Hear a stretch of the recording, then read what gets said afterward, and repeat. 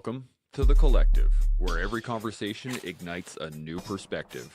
Join us as we delve into the journeys of remarkable individuals, explore the art of growth, resilience, and the power of a shared mission as we strive to be better together. Hey everybody, welcome back to The Collective. We have another fantastic show for you planned out today. I am super excited. We got Alan returning after a very long hiatus, and I'm stoked to talk to him. We got Clay coming in. He's going to be a little bit late, and unfortunately, Justin wasn't able to make it, but we'll see him next time. And now, while I'm excited going over this, make sure you're doing all the things. Like the show, subscribe to the channel, hit the notification bell, do all the good stuff. Get your emails when we go live, which is, of course, Fridays for the Collective, Wednesdays for the Gold Mine. And if you haven't yet, make sure you are signed up for the Reinforcement Loop. There's our weekly newsletter. Goes out every Sunday with everything we do here, as well as some extra brain candy for you to chew on throughout the week. Other than that, let's get right into it. I was going to say, hey, we'll get a quick intro by Alan, but he stepped off the camera. There he is. Give us a quick little 10 to 15 seconds. It's been a while. What are you up to? Man, I've been traveling around different parts of the world, spending most of my time around Southeast Asia. I got to bounce around, I spent about a month to month and a half in Laos, Cambodia, Vietnam, Malaysia, Bhutan was my last trip. So just traveling around, seeing the world, going to places I've never seen and experiencing life. It's been awesome. I dig it. Sean, how's Mountain treating you? Yeah, things are good. You know what? Things are good, but things are even better now since we were talking in the green room just before we came into this live podcast. Because Alan and I just realized that we're going to be able to hook up in Ho Chi Minh City in the middle of November. So we got to John about the various countries that we've kind of shared recently. We were starting to jaw about how great the food is in Malaysia and how great the food is and et cetera, et cetera. And then, you know, the mention of Doreen and I are going to be in Vietnam for 6 weeks. And so we are going to be able to hang out, eat street food, and frickin' live the best lives, man. It's going to be good. I'm pretty stoked for just the fact that you guys get to hook up and hang out, and that's another collective link up. It's fantastic. I've just really the crazy part is that after I think 2 years we've been kind of chatting back and forth, and this will be the first time we meet in person. This is the beauty of the collective. I love it. Yeah, what do you got, over Sean? a banh mi. Hey, it's going to be so crazy that we're going to get to hang out and just. I mean, you can't make that stuff up, you know. This is I use this as a story I use quite often about the collective, is that there's a lot of, so far I've completed a circle 3 times now where I've had a friend introduce me to somebody else for the show, and through that person I've met somebody else for the show, and gone all the way around the circle back to the original friend where they go like, hey, have you met this guy named Seb? He's great. And we're like, yes, actually I have. We do know him. And it's come around a couple of times now. But on top of that, I've gotten to actually physically meet 5, 6, 7 of the collective out there, and every time we get to link up, it's just an awesome time. Everyone within the collective is just fantastic. Now let's get right into the conversation. Actually, before I do that, Dan C jumped in here. Good morning, gentlemen. By my honor and a full cup of coffee, I declare this day most suitable for the strategic smiting of asses. Well done. That's a good one. All right, let's get right into the conversation here. I want to talk about facilitation. And in my mind, facilitation was all about passing information, how to get information from one area or person or thing into another. And that leads into teaching, leads into leadership, leads into all kinds of things. But I wanted to get your guys' first thoughts on it overall. So Alan, I'm going to hit you first. No, I love hearing Sean lead off on this, man. Please. All right, Sean, it's what do you been got? Too long, man. Come on, lay it down. All right, let's see where we go here. Because Alan does raise an interesting point that that's something that everyone should know if you're not already aware of it. We have a topic at hand right now, but it could literally go anywhere, and in a 360, and it might head in that direction and then take a hard left or a hard right or come right back at us. So who knows where this show will go, but I cheated. I looked up the etymology of the word. And so I've got a little bit of a crutch. I'm going to read out the etymology here. And the reason that I'm reading out the etymology is because I think it draws an interesting point that I hadn't considered in respect to facilitation. And then I'm going to throw it right back at Chancey Boy because I'm interested in his first ideas on it. So, the verb facilitate entered English in the 1610s, meaning to make easy, and deriving from the French facilitaire. I could continue on, but it's already made my point. The meaning, to make easy. Well, I don't know if facilitation makes things easy. At least I don't think that's supposed to be the goal.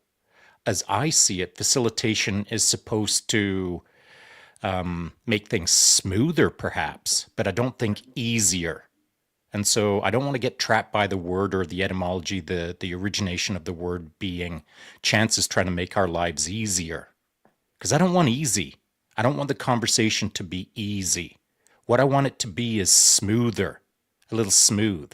So, I believe that Chance's job as a facilitator on our show is to kind of sand off some of the rough edges throughout the conversation and not come in with all the jagged edges. So he's busy, but his life isn't easy, and he's not trying to make the conversation easy. That's how I'm going to start.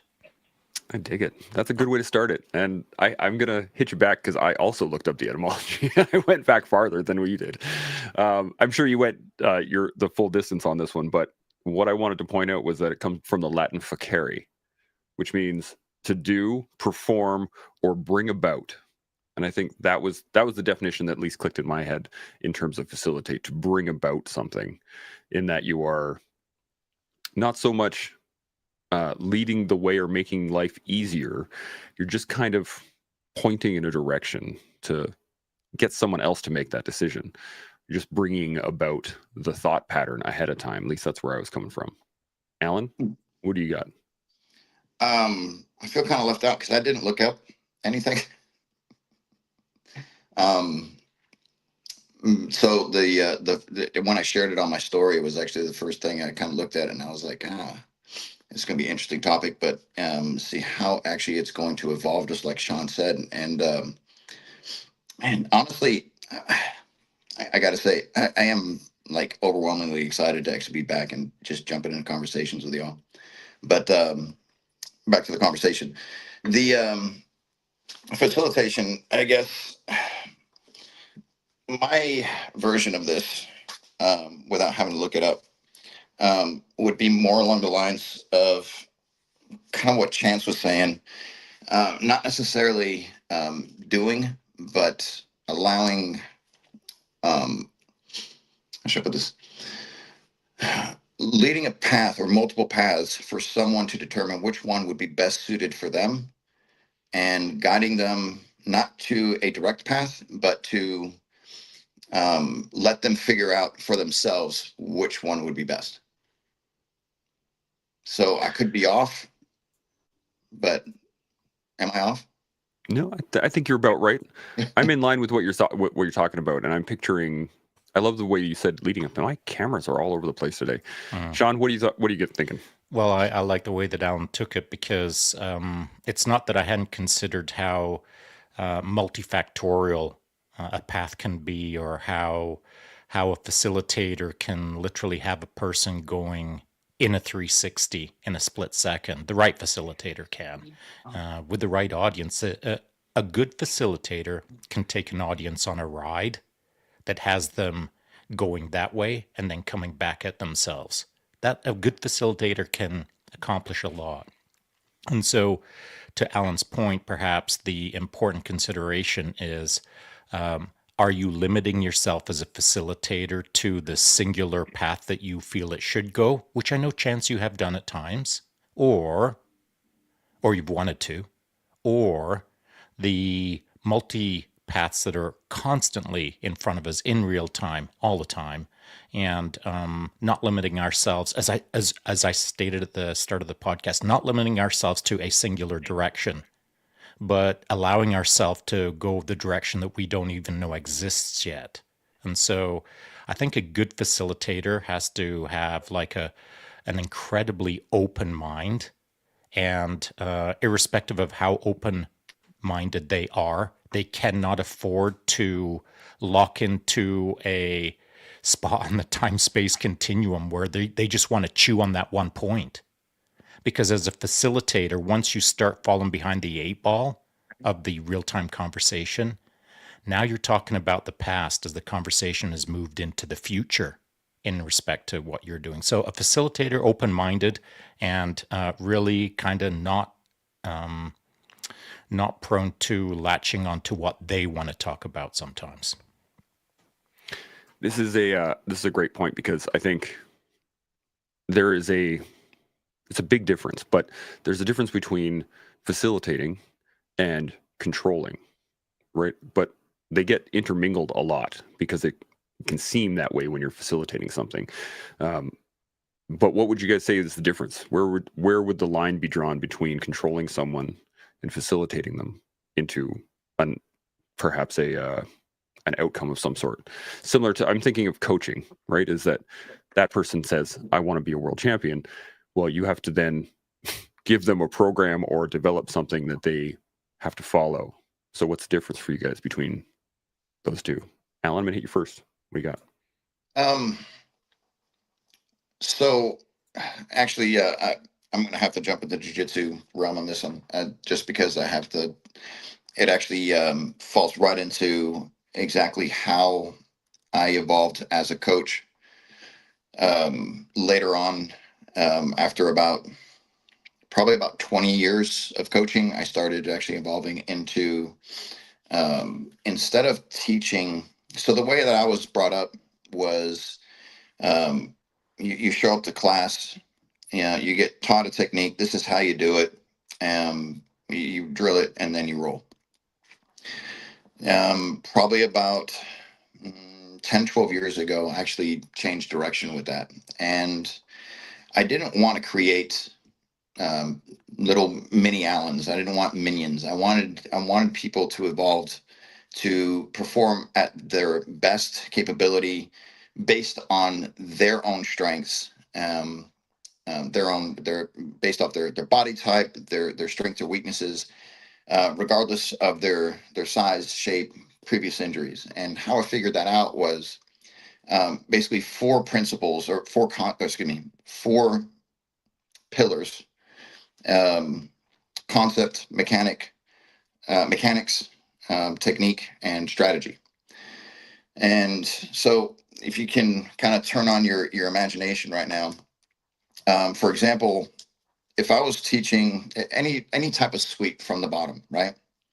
There's doesn't matter what the sweep is. It doesn't matter what size you are. Any sweep from the bottom has three principles. You have to remove the post, you have to break their posture, and you have to find a leverage point to take them off balance. It doesn't matter what it is. Okay, so you could do the scissor sweep, and if you think about it, you're breaking their posture, right? You're capturing the arm, and then you're finding a leverage point, which is going to be your legs, to take them off balance. Bump sweep, you're doing the same thing, right? You're reaching over and controlling the arm. You have their posture broken, right? Because they're leaning forward. And then you use your hips as that leverage point to take them off balance. So what I found was, instead of someone trying to memorize technique specifically and having a very basic understanding of mechanics, teach them and really drill into their head that these are the three things that you need.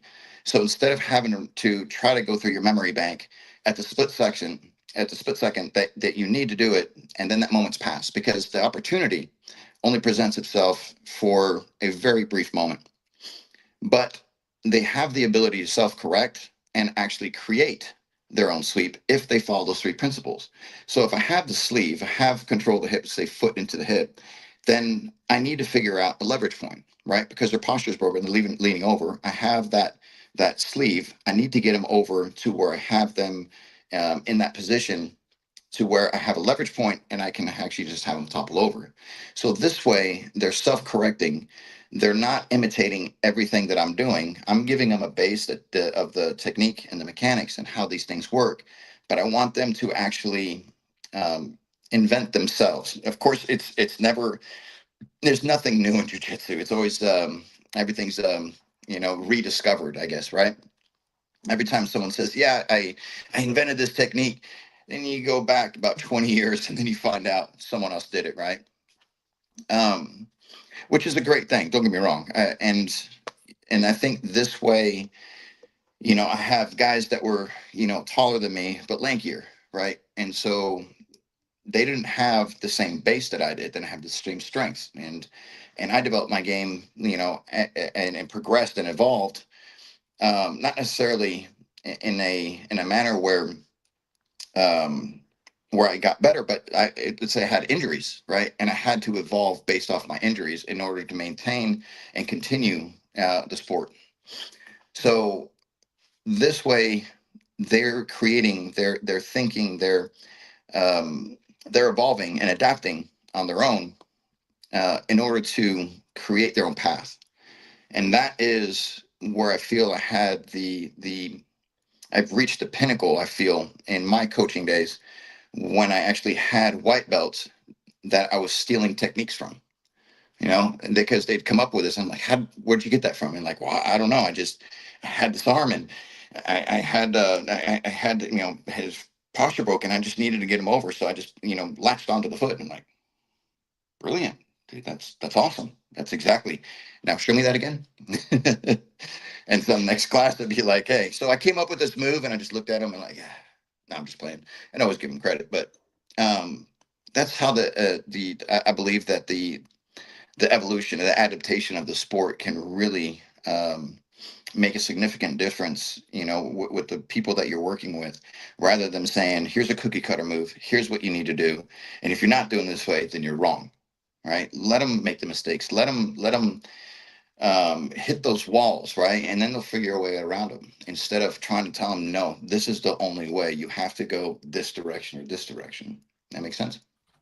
I dig it. Now, I just want to say, I apologize for the camera jumping all over the place. I don't know what's happening. I'm still trying to figure it out. But if all of a sudden I appear on the screen, just keep talking. It's all good. I'll just keep moving them around.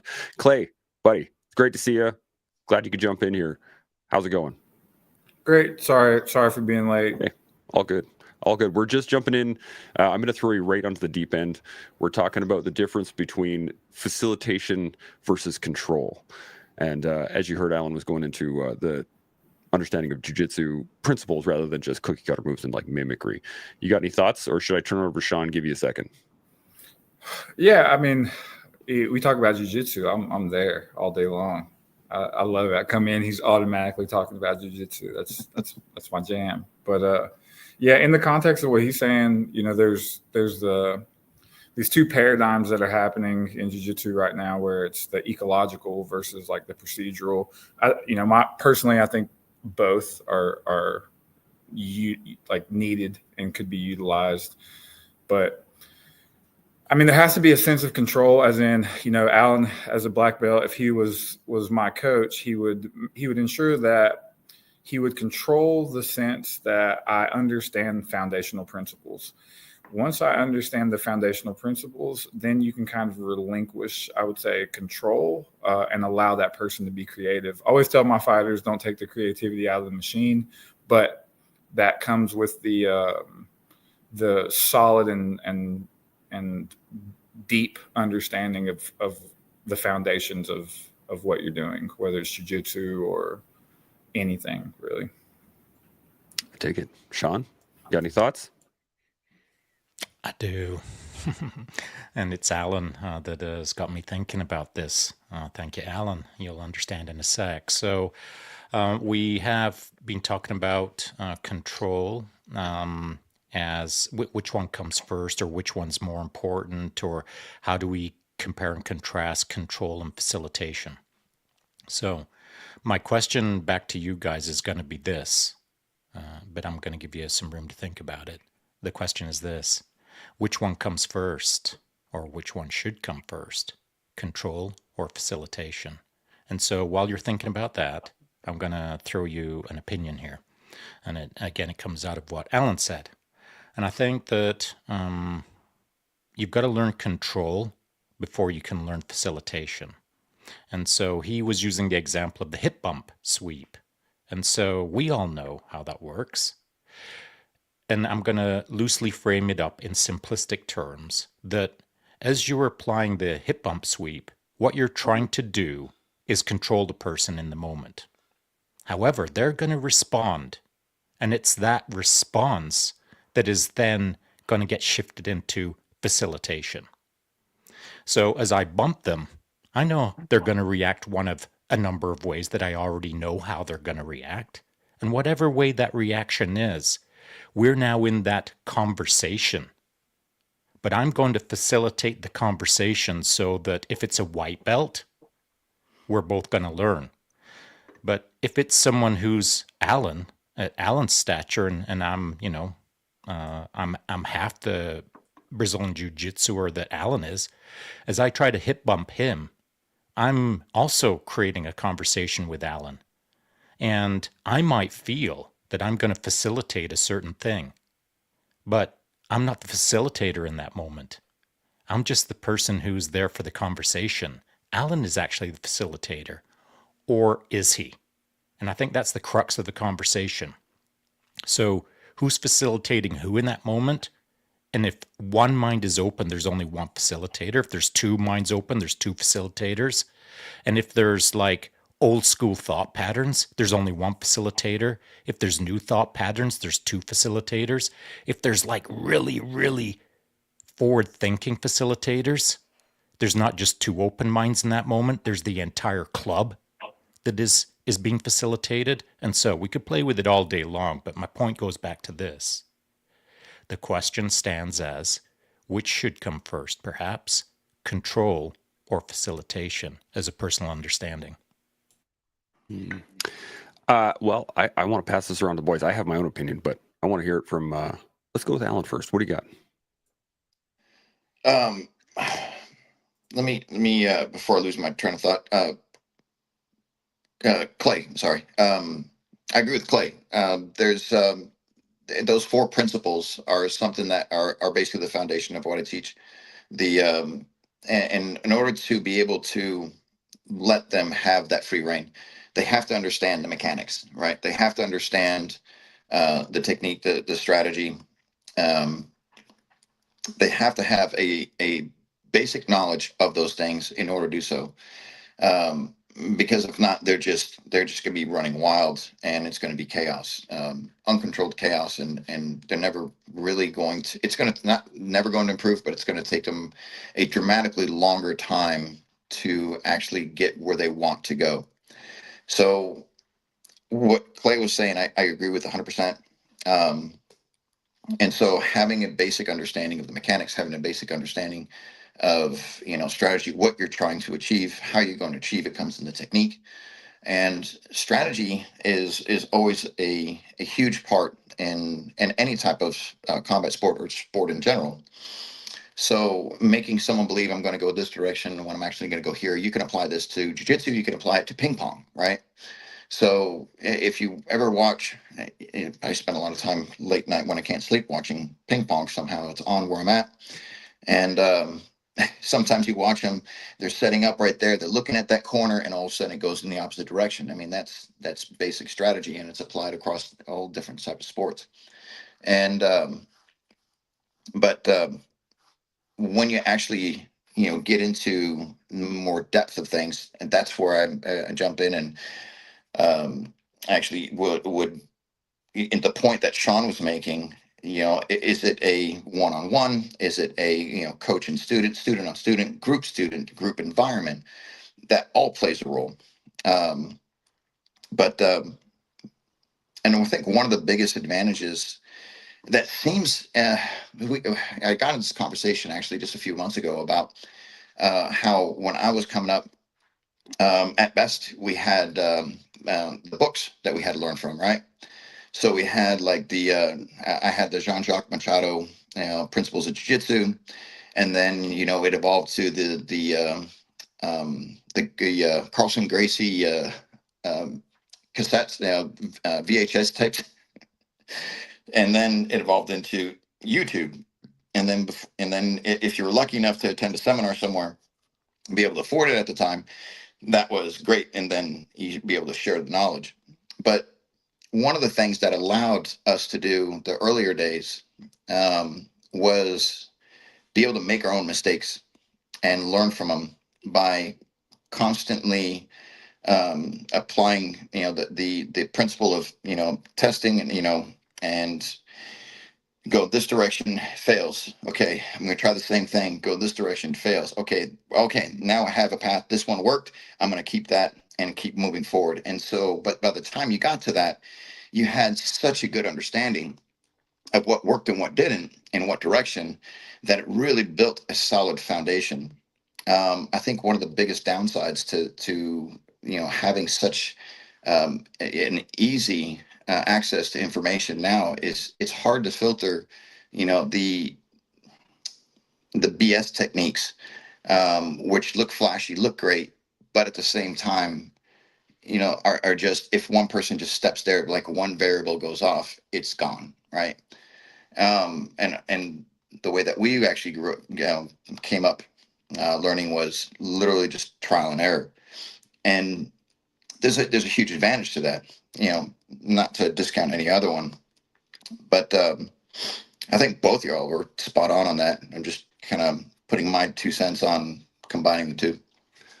I dig it. I love it. I had an interesting thought in that it almost feels like we're talking about suspension bridges too, in that you have to have a foundation, like the piers on either side, and you have to have the ability to sway within those. But anything too much chaos would if it's too loose, the bridge is going to flop around and start throwing cars everywhere, versus being able to just sway enough. Clay, you got any thoughts on any of this? Yeah, I like it. Sean has me thinking, because Sean's very sharp, and he's very. So whenever he says something in my mind, I'm trying to be contrary somehow. I'm like, control before facilitation. How can I make it not that in my mind? But in this case, it's really hard, because I have to agree, because it's all of us do jiu-jitsu, so we'll go back there, where I, as a brown belt, would rather roll with a black belt or a really good purple belt or even blue belt rather than a white belt, because there's no control for that person. He is out of control most of the time. Not saying all the time, but you guys know the kind I'm talking about. So if we both have control, if I roll with Alan, I know Alan is going to be controlled to the point that I have to match his level of control. And so without two people in control, you can't facilitate a good training session, right? So I do agree that kind of control has to come before facilitation. But the best contrary I could get was, what if it's just the same side, or two different sides of the same piece of paper, where you can't facilitate control unless there's some control, and then where's the balance? Because if you come into an academy, we won't name names, but we know some of them are bow to the pictures and all that, and sometimes you can feel like it's a little bit too much control. I just want to learn jiu-jitsu. So there is a balance between how much control comes first before facilitation. And it seems to me that it's just the same side of this, or two different sides of the same piece of paper. I like that, Sean. What do you got? I love it. So Clay just said something really interesting to me. I hadn't considered it, actually, and that is, staying in the jiu-jitsu theme. Perhaps as you enter some dojos, you're required to bow down to the poster on the wall, and then you're required to do X, Y, and Z. And it's a process that works for some people, but it doesn't work for everyone. And so if it's not working for you, so let me rephrase that. If you're not buying into the program, well, now you're going to start feeling controlled. And at what point do you start kind of giving up your personal agency on, I guess I'm just now a zombie under control of that poster on the wall, and it doesn't feel right, but here I am again, another day and another day and another day. And so you give up control of being controlled, and therefore can you be facilitated when you feel like you're basically a robot? I think that, control and facilitation are two fascinating things in a club, in a dojo, but also in life, of course. To Clay's point where he was talking about, the same two things on the same sheet of paper, perhaps both students don't have any control. Well, that's how you learn you don't have control, when you're in a chaotic situation and the person who's right across from you has also got no answers. That's the great thing about BJJ. It doesn't matter who you're lined up against, the best or the worst, whatever that means to anyone. You're gonna learn, man. You're gonna learn, and if you can't learn how to control the moment, then the moment will learn how to control you. But then, if we're talking about facilitation, if you don't have the control to be able to facilitate the moment, well, how does that work? Are you doing any facilitation at all? Yes, you are. You just don't know it. And so that is the trick again, another layer of like invisible control. If you have no control, you're in essence controlling the moment through your lack of control. You're facilitating probably a negative outcome, unless the person across from you has either facilitation skills or more control than you to be able to make the moment have meaning. And so, again, simply Clay's point of two apples on the same side of the paper equal, causing equal chaos. Well, there will be a moment in that chaos where someone will be able to facilitate something out of it. If there's two adults in the room, and by adults I don't mean age, I mean like having the wisdom of an adult to have traveled around enough or seen enough or thought enough or listened enough, the adult in the room then gets to facilitate some control. Ooh, I dig this. I got a couple comments I want to touch on, and then I got a thought that I want to throw at you guys. See how you feel about it. On the Instagram side, Island Misfit jumped in and said, "For me, I need to keep it risk-based. For rope rescue, the foundations are key. Once you have a solid foundation, then we can explore the 100 safe ways to do something. So foundations first." And he said, it continues, "In the presence of good foundations, then we can explore," which I think is absolutely perfect. And I think the divvying line, at least from what I'm getting from you guys and my own experiences here, is the environmental purpose. Like, what is the purpose of being there? Because my dojo is one of those dojos where you do bow to the posters and you do bow when you step on the mats, you bow. Like, it's a traditional club. I like that. So when I teach gi classes, it's the same deal for me. But when I teach a no-gi class to a bunch of guys who just want to learn jiu-jitsu and don't care about belts and don't care about ranks and don't care about any of that, I don't do any of that. And I think because I understand the purpose of why they're coming to me, they just want the knowledge. Whereas for me going to the traditional gi classes, I want the knowledge and the tradition. So what I want out of that situation matters. And then as a facilitator, you have to just understand what environment you're in to best give that information, or to best pass that information, or perhaps to best shine the light on the information for people to look at. What do you guys think? I just want to be careful because, Chance, you're right. Tradition is important, but I think the distinction we're trying to make is the difference between tradition and onerous or overbearing or not healthy tradition. And so there are Brazilian Jiu-Jitsu affiliations out there that have made it more about the poster than the art. I can't think of a better way to say it than it's not about the history of the art. It's about the person who's on the poster as history. And so it can be a bit overbearing. It can be a bit onerous for some people. Absolutely. And so if that's the case, if someone steps in and they're all about the tradition, or they step in and they want zero tradition, you, as the facilitator, are there to explain the control measures that are in place at that time. So if I step in and I'm not into tradition, it's your job to explain to me why I'm going to like bowing to the poster. And so that's leadership then. Like if you're not explaining the bow, you're going to explain to me why I want to bow. Not that I have to bow, but why I want to bow. That is facilitation or leadership in my book. So, thoughts on that? Ooh, I like that. Clay, what do you got?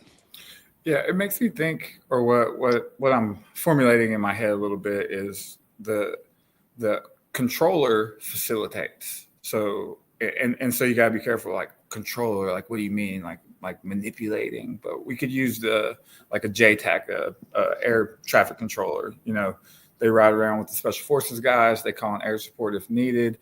They facilitate, fire superiority on the battlefield because they're the controller. But a good facilitator, they give control, right? So if I'm, like you were saying, if I facilitate a good class, that's what I want to do as a coach. I want to facilitate a session where everyone can learn, like Alan was saying, kind of like they learn through problem solving. And if you can facilitate foundations and an understanding in a session that gives them the ability to control themselves because you put restraints on what they're trying to accomplish, you as a facilitator, you're kind of creating some control in a sense. So it seems like they're both, I hate to be like cliche with the yin and yang, but it kind of feels like that, right? It's like they're both two things inside of each other in a lot of ways.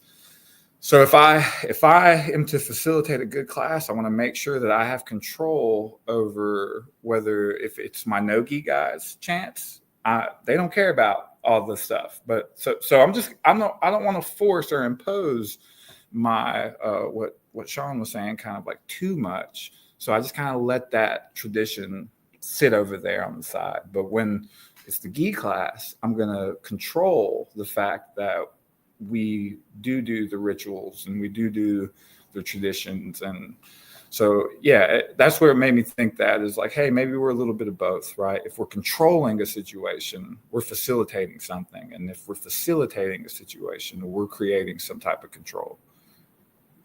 It almost seems like the connection between an architect and a builder, right? You're creating the control measures for the environment as a facilitator, and then you're just kind of allowing people to explore within that confined structure, whatever that is.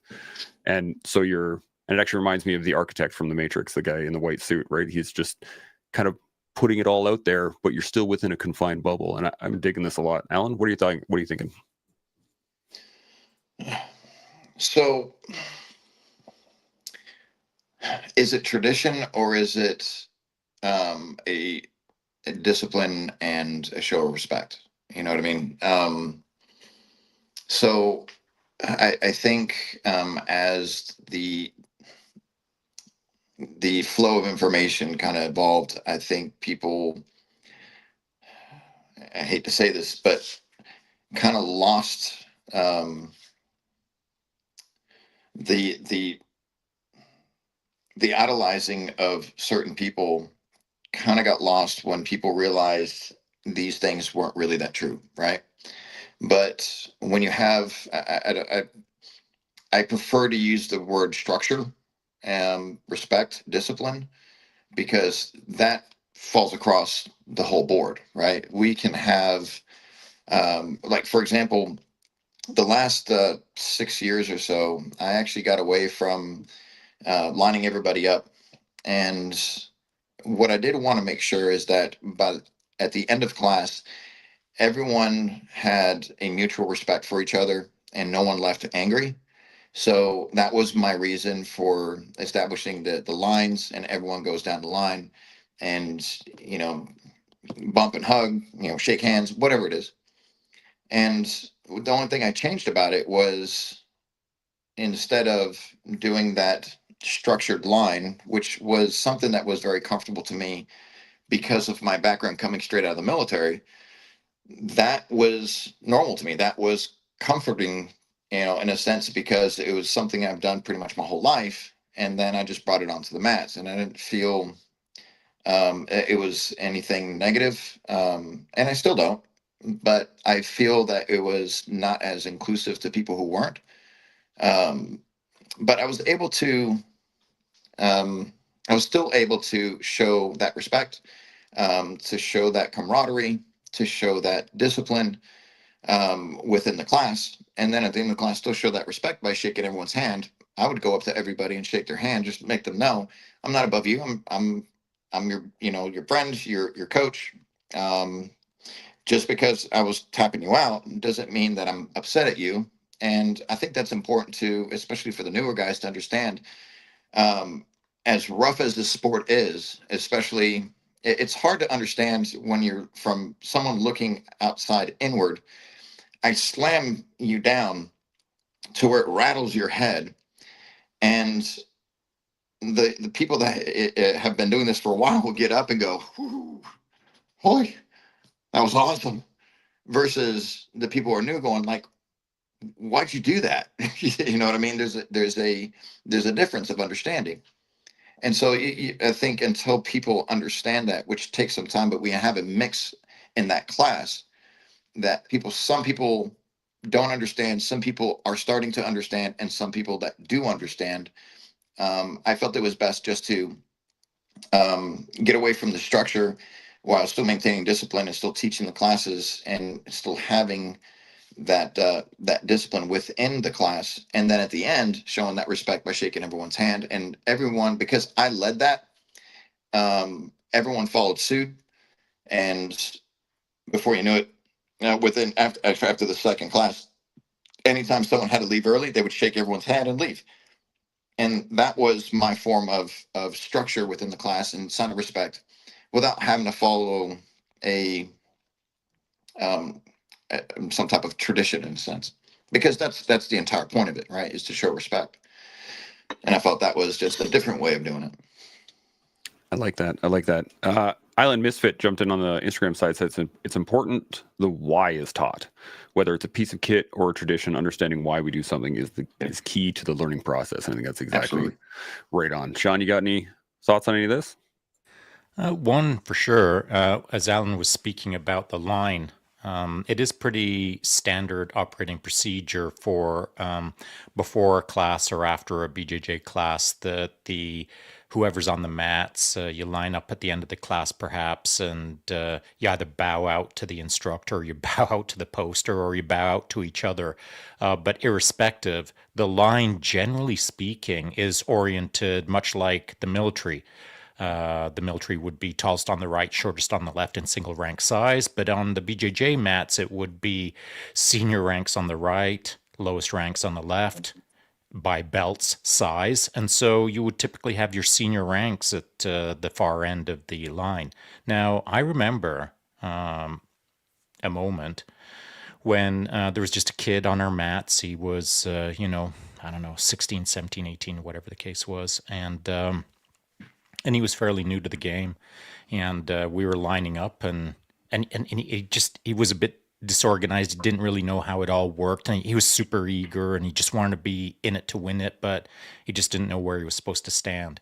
And so he kind of did a little bit of musical chairs on me. He went to my left, he went to my right, he went to my left, he went to my right. He was all confused, and I said, "Hey, man, just stand right there, right at the front of the line on the far right." So now he's the senior belt, as a white belt, we'll call it.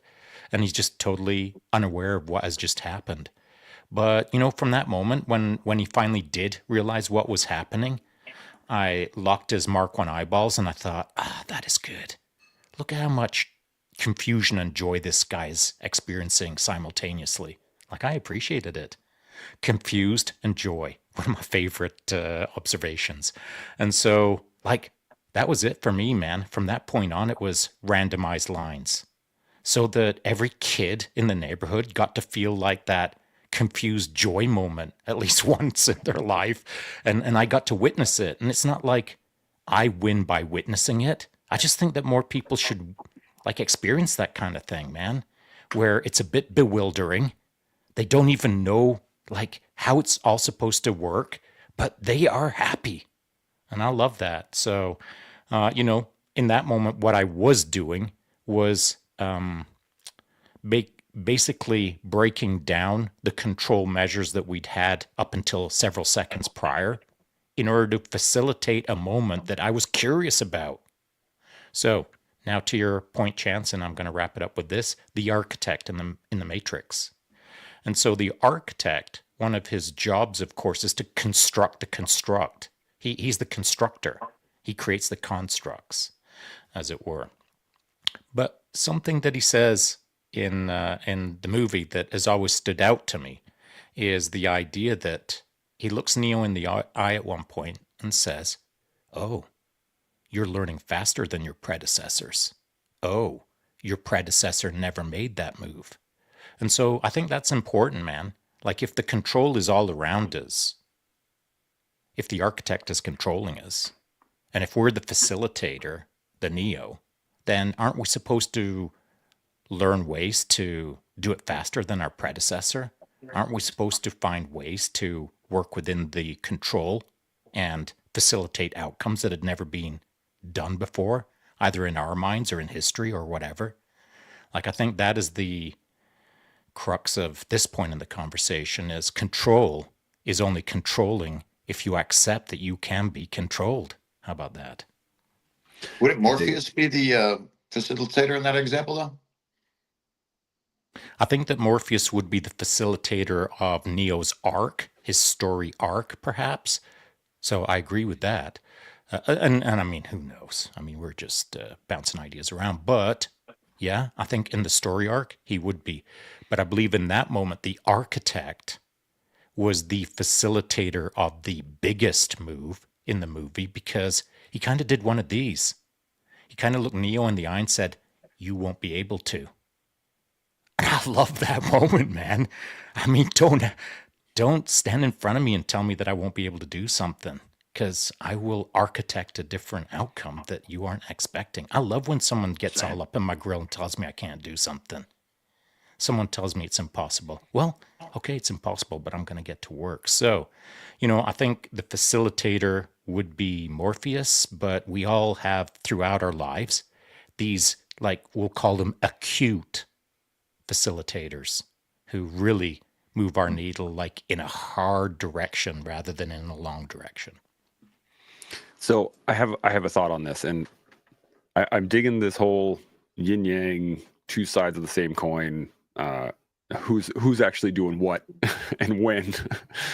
It's awesome, and it reminds me of the fact that most times, like, as a facilitator, you are the middle ground. You're the line in between the yin yang. You are the mixture of the two worlds. So knowledge and ignorance, difficulty or ease, whatever that separation is, that's you as the facilitator in that moment. So Morpheus is a great example, because he facilitates Neo's understanding of the world. He doesn't actually really lead him anywhere. He just offers up the choice. Hey, you've never thought about this. And then lets that happen. And so he acts as the middle ground consistently. And I think that is what it is as a facilitator, especially when you're trying to deliver knowledge. Let's put it that way.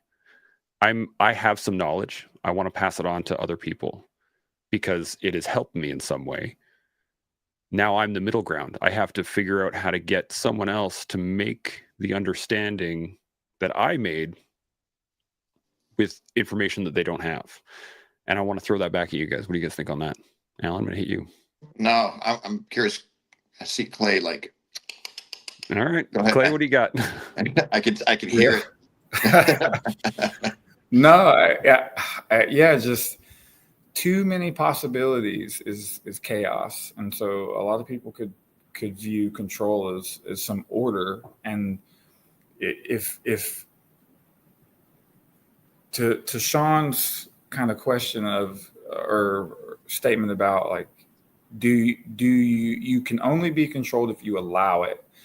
In a lot of ways, if we don't accept some sort of control, even if the control is just the overarching idea of something. So jiu-jitsu, in coming to a jiu-jitsu class, you accept some level of being controlled, right? Not necessarily manipulated in a nefarious way, but there's some control there because you know that you're coming into a space that has a particular set of things that you're supposed to do under a particular set of rules in a particular way. Now, Alan knows, and we all know, inside of jiu-jitsu, there's still chaos because there's so many possibilities. So as we facilitate a training session, we're taking all possibilities, we're removing it from chaos, and we're putting it into a controllable, digestible sequence that prevents people from going into complete anarchy.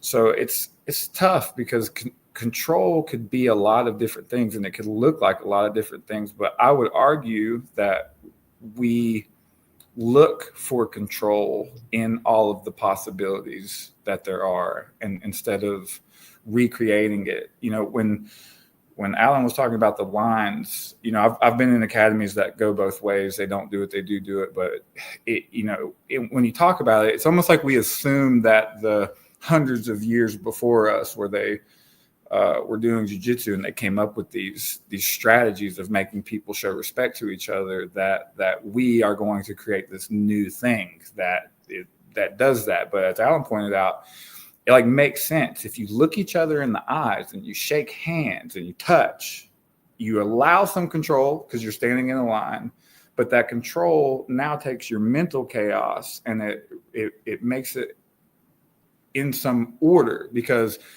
Alan slammed me, and does he hate me now? Was something wrong?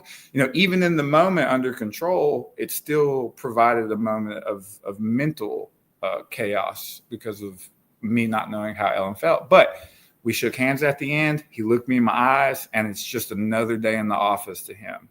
So now what can I do? I can have some control mentally because of the control that I allowed to enter into this jiu-jitsu situation, to say it's never personal. Just keep it moving. So I don't know. It's tough. I like that. Alan, what do you got? I knew there was some depth in that, man. I was waiting. No, I agree. That was perfectly put, man. There's so many different variables into this. Is there one way of showing respect? No, there's a whole bunch of different ways. As long as you can communicate that across, whether verbally or physically, or both. I think that you've done that job, and I think that's absolute necessity, especially in a sport where there is controlled violence, right? And trust is that. I think that respect comes with trust as well. And I think that's one of the biggest things that's overlooked when people are discussing jiu-jitsu, especially, is that you are literally jumping into, especially for the new people, I think one of the hardest things, and it's been so long since, I think all of us, if you actually think about it, it's been years since you've been a white belt. But if you think about that, that anxiety that you have walking in, you're seeing people getting strangled and their body twisted in certain ways that it doesn't go right, and you're trusting someone that when I tap, you're going to release, right? And I think that trust comes with that respect as well, hand in hand, the yin and yang, in that respect where you have to kind of let go and trust the people that you're with. And this is why I feel it's so important for people to find good academies and not to stick around these toxic ones that have, and we've all at least heard about places like this. I've actually, my beginning was with one of them, and it's just basically like an ego thing for them to kind of, when they're better and they want to show that they're better, and they're going to let you know.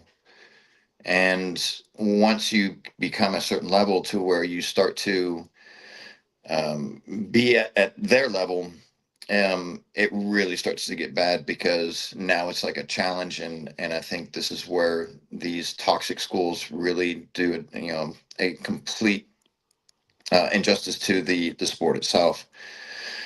But well, I'll leave it at that. All right. The one of the things that I really quite enjoy, especially within my club. It's a very technical club, but everyone's super friendly and everyone's there to really enjoy themselves. And as again, I go back to the environment, because I think this is what really allows for a good facilitation, because some people want that, they want the meat grinder. Some people want that, right? I know lots of guys that'll train in a meat grinder.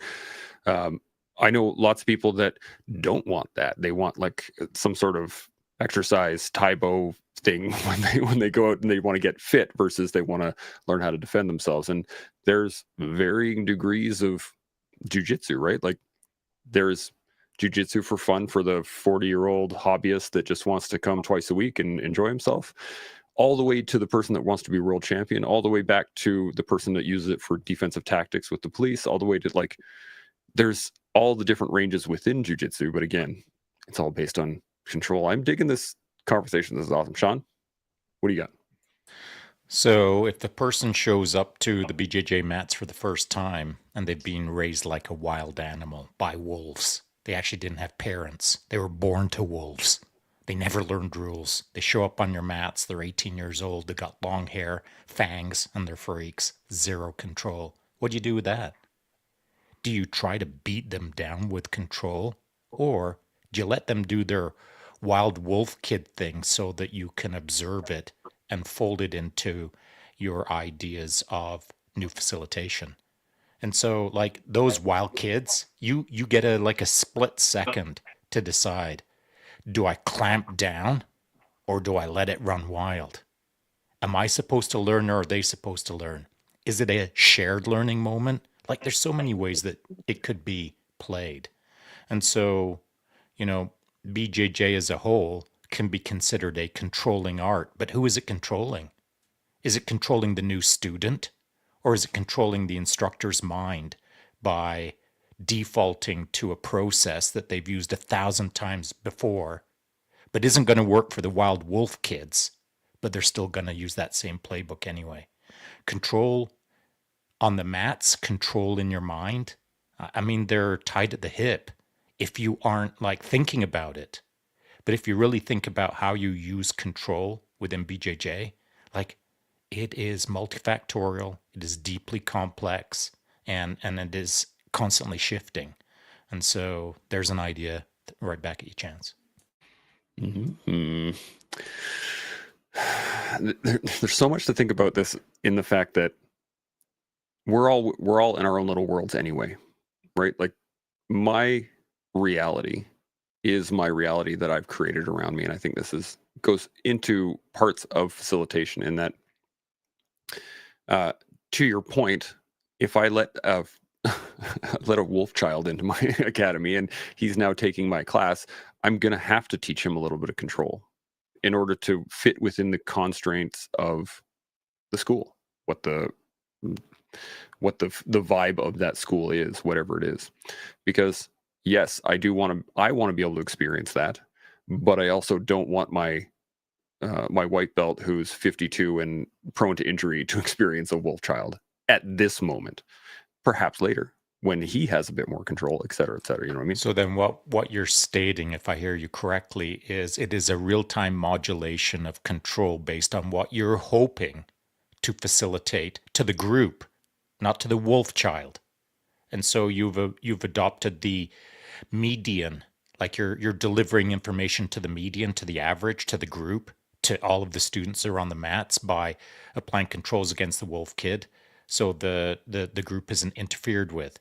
But then how much control are you applying? Well, I'm hearing you say that it is an adjustable control measure in the moment in order to protect your average, in order to protect the group, in order to protect the class, yeah? Absolutely. And okay. To that point, if he was the only one, if it was like a private lesson, then I absolutely let her rip. We can experience that together, and we can learn he can learn what'll happen when they're wild and crazy and chaotic, and I can learn how to manage that situation at the same time. And so in those situations, absolutely, it's a real-time decision. What is best in this moment for me and this group? What is the outcome that I'm looking to provide. And I think that again goes what you were saying, what I was saying earlier, is that you are the middle ground. You have to hold the line against chaos and control in between consistently while you're facilitating, which is basically all the time. Clay, you got any thoughts on any of this? Yeah, we actually kind of deal with those kinds of things a lot because we have a lot of Virginia Polytechnic Institute. They have a really good wrestling program, and just by nature, those kinds of guys, they're the kind of guys you want on the mats. But others being around them, they kind of pick up on that same vibe. And some of the guys here where I live, they're really good at using their character traits and their attributes, physically to get where they want to go. And in jiu-jitsu, everybody knows where you want to go. You want to go to the submission. Like that's the ultimate win. So, and if anyone who's ever stacked, on a target getting ready to enter, you got Tom in front of you. Tom in the rear is an absolute, abysmal person to keep in check. But in that moment, getting ready to go into the door, you're really glad Tom's the way that he is.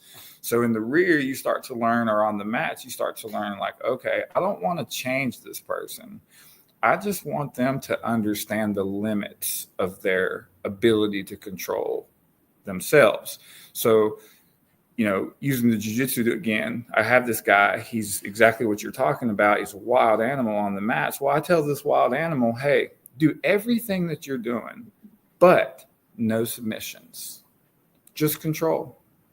So now he has to think, oh, okay, I can't just bully this person to get to this situation, to get that submission that I always get because I'm bigger, stronger, faster. Now there's a constraint. And then you can take that constraint. Okay, all right, this round, guess what? You can only look for arm bars from the turtle position. That's it. Can't do anything else. So you start to, now this guy who was once a wolf, and you reduce him down to these set of constraints, he realizes, I'm not as good as I thought, because in this position, I have no answers. So then slowly that wolf starts to become a little bit more self-aware, a little bit more controlled, not because you changed the way that they thought, but you just put constraints on their abilities, and then they learn how to adapt and come to a new conclusion or solve the problem, like Alan was saying earlier. This almost seems like selective breeding in dogs, right? Like if you're thinking about a wolf and you want to take the wild animal out of the wolf, you need multiple generations of constraints put upon that wolf so that they understand what the benefit is for them to continue surviving, right? If I show up and I help hunt this thing and these people come in, well, I get to sleep by the fire. That's pretty nice, the fire's pretty nice. You know what I'm saying? Alan, you got any thoughts on any of this? So two things. Clay brought up a good analogy on the stack. But there are boundaries that they need to learn. Like, you don't want that guy in the back of the stack to like start shooting before we actually get in. You know what I mean? So you do want them, but within constraints, in order to not only the safety of the group, but the benefit of the group as well, to achieve a standard. Because it isn't and I say this all the time in class, the most valuable asset that you have in a class isn't actually the instructors or training partners, right? Because you can get instruction from multiple different places, but good training partners are actually really hard to find, and especially different ones, because it's not just learning a technique on one person. That's not what makes you good. It's being able to apply that same technique on guys that are smaller than you, more flexible than you, bigger than you, stronger than you, taller than you, all these different variables. If you can apply that same technique to all of them, that's what really makes you good at that technique, not just being able to apply it on one specific type of person.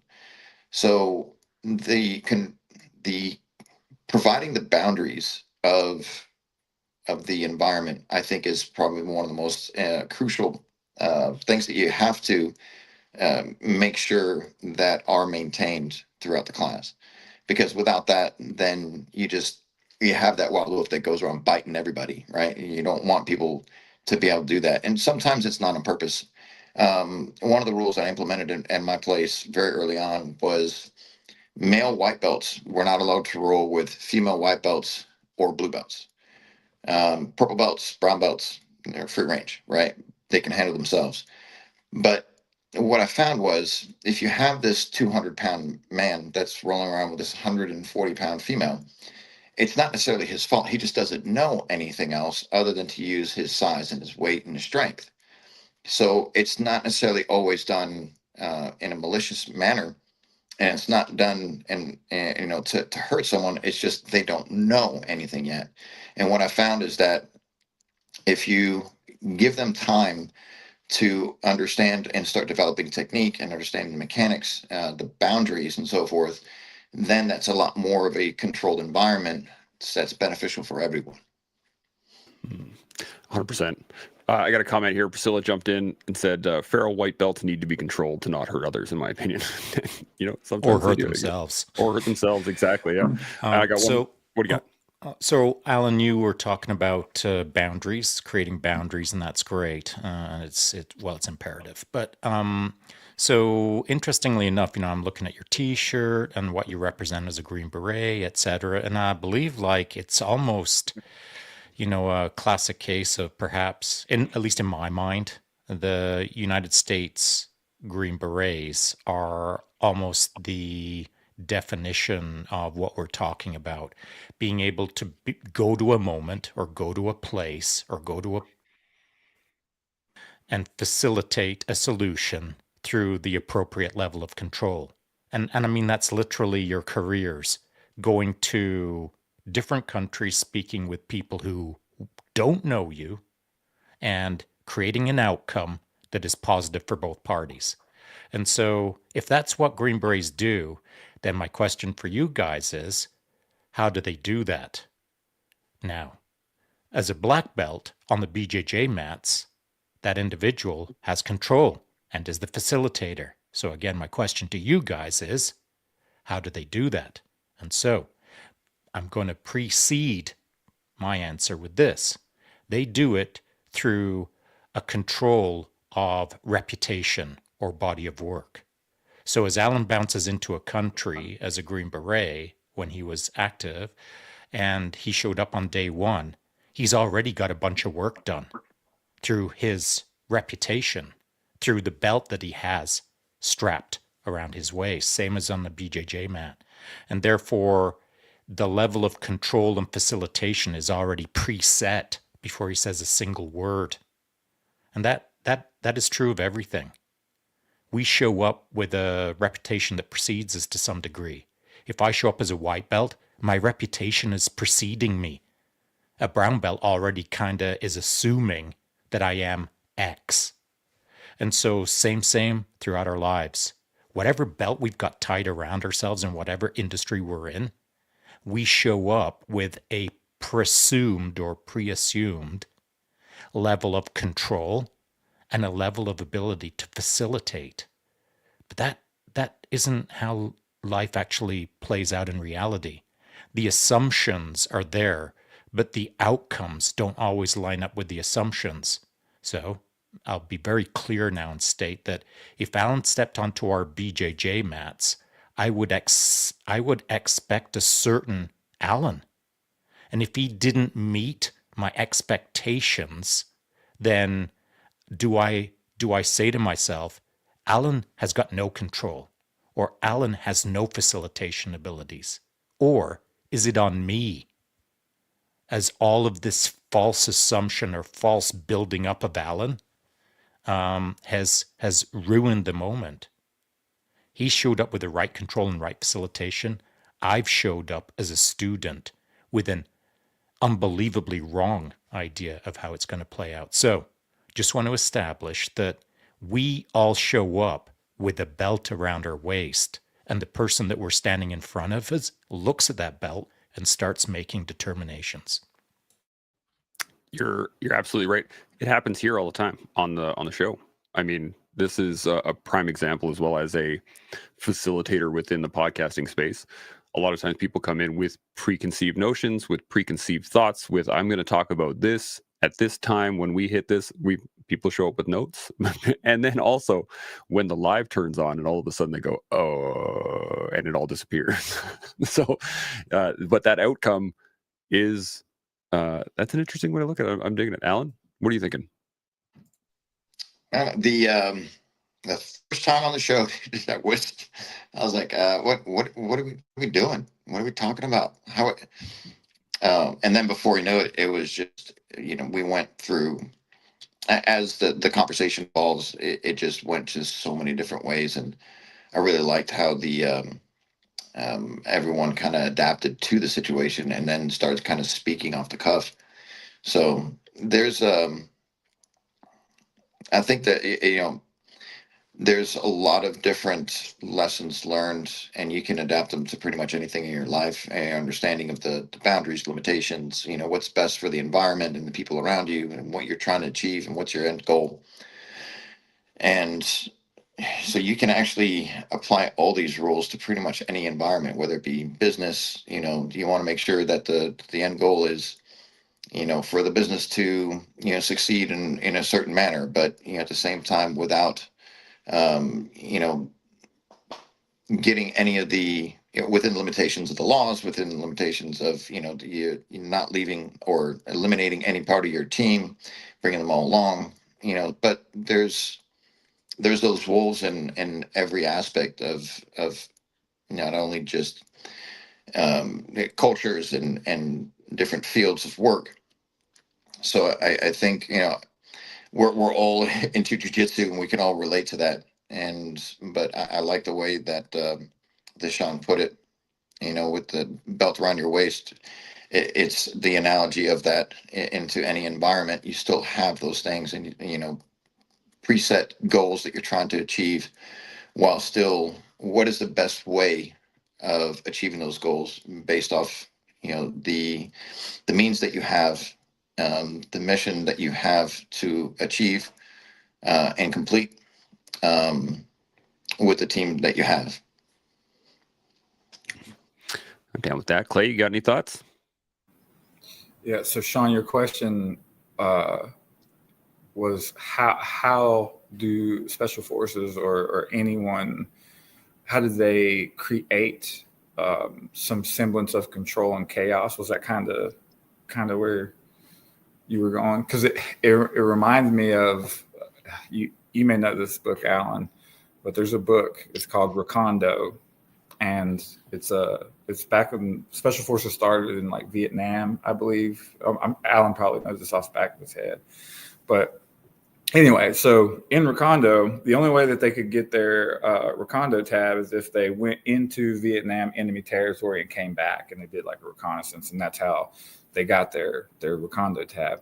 But the interesting part was they worked with a group of, I think it was Rhodesian trackers. They were trackers. They were native to the environment, right? So those trackers, what you read and what you realize is how did they track the way that they tracked? How does Special Forces individual create some kind of control in such chaos? Or how does a black belt facilitate an environment for a white belt to train with 200-pound guys if they're little or that? And I think it's through learning through the experience, right? Like if I see a black belt, it's not anything about him in particular as a person that I'm viewing with my eyeballs. It's that with that belt, there's an expectation of having had learned from a great deal of experiences, probably some bad ones, So unless we or people can learn how to teach from previous experiences, we're not going to be able to facilitate control as a leader or as someone who's trying to help others, really, right? Get better at jiu-jitsu or, escape tyranny or track people. I would pose or propose that learning through experience and facilitating the knowledge of those previous experiences is how we would do that. So I agree with you, and I think just to perhaps take it a step further, a true facilitation at its root is being able to use mistakes as lessons, I think is the key. And then if you can do that, then you can become a facilitator. Whereas if you can regurgitate information, you can be a teacher, you can be an instructor, you can pass on knowledge, but to really facilitate, you have to be able to translate your mistakes into the lesson. Whereas, or instead of just going, well, that was dumb, I'm not going to do that again, but to take that lesson and go, how do I get that person to understand what I just went through? So there's a bit of almost future casting on to people, I think, in this. What do you think, Sean? So yeah, just language is all. I just want to be a little careful of. You're actually not controlling anything, really. I mean, you shouldn't be trying to think that you're a Jedi master and controlling their mind. I mean, that's fun stuff, but that's not what you should be thinking. You should be just thinking about the moment rather than the person as a facilitator. And so you can think about, how you're going to control Sean in this conversation and how you're going to draw me down a path and how Sean is going to say things 47 minutes from now. You can think that, but that's probably not how it will play out. And so rather than focusing on me, you're focusing on the moment as the facilitator and what your grand scheme of wisdom that you're trying to draw out of the 2 hours. I think that's what a facilitator does. But what they do is, if they're doing it well, is they do it in real time rather than focusing on the grand mission generally heading in that direction. They're real time constantly focused on that and constantly shifting it towards that bigger scheme that they have in their head. That is a good facilitator. And so I think where facilitators do it less well is when they have that scheme in their mind, that construct that they want it to head in that direction, and they don't pay attention to the real-timeness of the conversation. And therefore, they get behind the 8 ball. They keep drawing the conversation back to their idea that was never well-formed, perhaps, from the onset. And what you have is kind of it's a stilted conversation. It doesn't feel like it unfolds. It doesn't feel organic. It feels like it's being controlled. And so I feel it when I'm in a conversation that's being controlled by someone. And I just don't prefer it. And that's why I like how we do things over here. It's so authentically organic. I don't know what I'm going to say next, nor do I know what anyone's going to say next. But what I wouldn't want is to step into a conversation feeling like I have constraints to the degree where I can't explore with my open mind with other open minds. And so that to me is what facilitation is. When I step into a moment, I want to feel like we can all talk about anything while being cool with each other and all gaining from the moment simultaneously. I can see that, but I'm going to push back a little bit, because as the facilitator of this conversation, the way in which we can maintain that level of fluidity comes through me making all the mistakes as a facilitator of trying to control a conversation, of trying to lead it down a garden path, of trying to create only one answer or whatever. It's through the mistakes of us sitting at the end of the show and going, okay, how do we do that better? Or you taking me aside after a conversation being like, man, you screwed the pooch on that one. Or me going off at the end of it going, man, I totally blew that. I did not feel I did well. But then taking that experience and shaping it into a lesson for the next time allows me to then facilitate from there. So I think that not only is the facilitation real time, absolutely, but it's real time based off the fact that I've made all the mistakes, or not all of them, but I've made a lot of mistakes prior and then applied those mistakes rather than just accepting that they happened. That tracking on that one? Alan, you got any thought? What do you got, Sean? It tracks for me, but then what you've just described is all of life. Pick any random hobby or sport or thing or slingshot or whatever. I mean, learning from your mistakes and then applying those lessons moving forward, that is everything in life. The distinction here is what is unique about facilitation, because what you just described was not unique. You described life, but the facilitation aspect is what we're talking about. So what are your thoughts specifically on that? Well, then I think it's a translation, because yes, you're right. That is life in terms of learning from one's mistakes, but it's the ability to translate it into a language that others can understand. So whether that is through a horse, whether that is through jujitsu, whether that is through the military or through a conversation on a podcast, my the objective of what I'm trying to do is translate my mistake so that others can understand it. That by again being that middle ground, I'm going to be the fence that people can sit on. Is that I'm the dividing line between the complete unknown, the ignorance of the moment, and the and the complete control of the moment. So we've all been at we've all sat through briefings where the instructor or whatever the person of the day was standing out in front on the podium and just regurgitating information. And in that moment, they're not really facilitating, but me absorbing the information is facilitating. So at least that's where I'm coming from. Alan, you got any thoughts on any of this? Man, this kind of starts shifting in the way of the philosophy of Epictetus, The Art of Living. So talking about life and talking about control. I mean, the Epictetus is the Art of Living was literally about that. You know, what is within your control, what is not within your control, and he was speaking directly about life in general.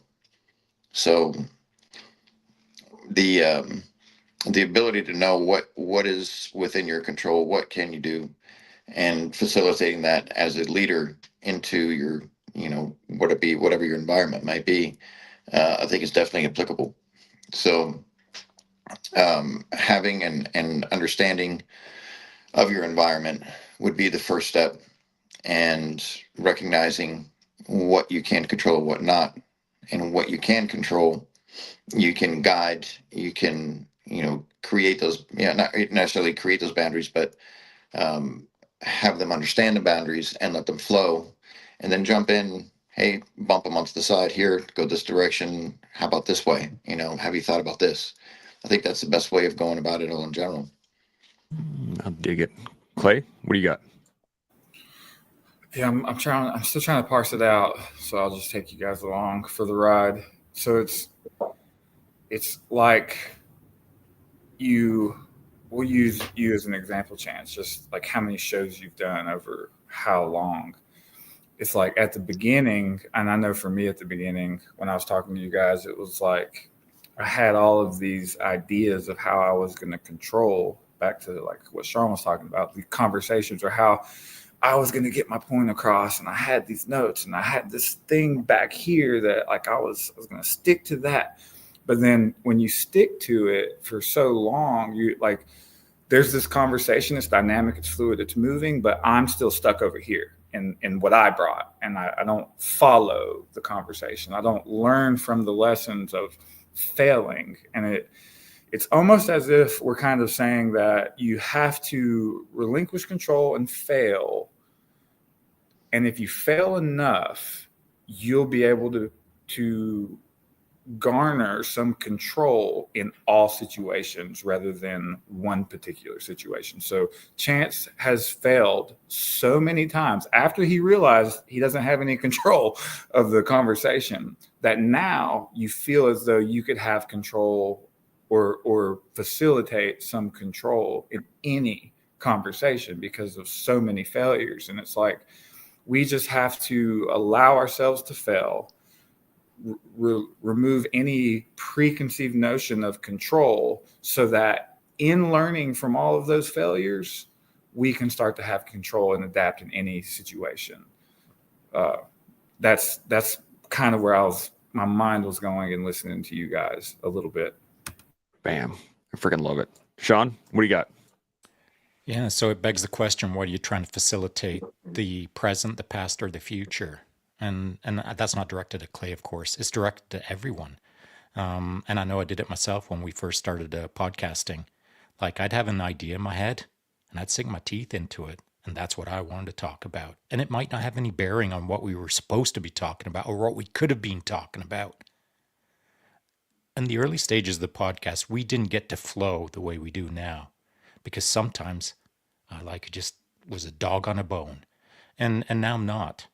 Now I've learned to, like what Clay said just a couple of minutes ago, it's already gone. Like the precise words that he said, they're already in one ear and out the other.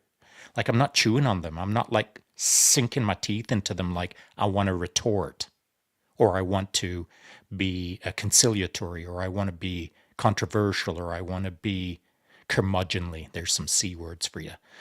What I do now is I absorb it in real time, and then if it is my time to speak, then I speak from my heart to some degree. I speak from wherever it comes from. And I try not to have like a pre-planned speech as to what Clay just said. I just let the moment unfold as it should. And I think that is the trick with control, at least in our podcast, is you cannot control yourself so tightly that you get stuck in the past or planning for the future. You've just got to like literally exist right in the moment with the podcasting guess if you're seeking wisdom. But if you're only looking for your own wisdom, guaranteed you're stuck 4 minutes into the past of the conversation. That is the trick. And so, what does facilitating do? What does a good facilitator do? They keep you in the conversation, not like in the past or the future of the conversation. But make no bones about it, it's not the facilitator's job to keep you facilitating within your own life as you're being facilitated. You've got to be aware that you've got to facilitate yourself in real time in these moments, even when you have an actual facilitator. And so you can't rely on the facilitator, and you kind of can't rely on yourself at times. So then you just got to be in it and see what it feels like and where it goes and get to understand yourself a little bit better. I'm digging this so much. I got a couple comments I want to touch on, and then I got a question for y'all. So right off the bat, Dancy jumped in here a little while ago. This is from a bit ago. He said, humility is also important. You know that you're probably the most highly trained person in that room. If ego pops out, it's immediately interpreted as weakness to me, at which point learning stops.